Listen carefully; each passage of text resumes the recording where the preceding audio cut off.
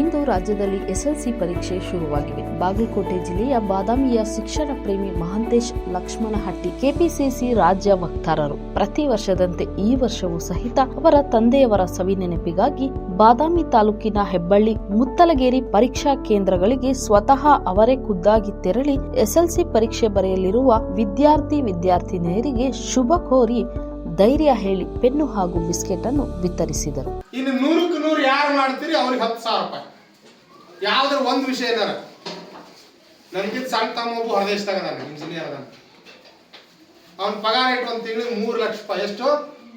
3 ಲಕ್ಷ. ಅವ ಹೇಳಿ ಕಳ್ಸ್ಯಾನ. ಈಗ ನಿಲ್ಗುಂದಾಗ ಯಾರು 100ಕ್ಕೆ 100 ಮಾಡ್ತಾರೆ 10,100 ರೂಪಾಯಿ ಕೊಡ್ತೀವಿ ಅಂತೇಳಿ ಯಾರು ಮಾಡ್ತೀರಿ? ಕೈ ಹತ್ರಿ. ಗುಡ್. 100ಕ್ಕೆ 100 ಮಾಡುವ ಯಾವ್ದಾರ ವಿಷಯ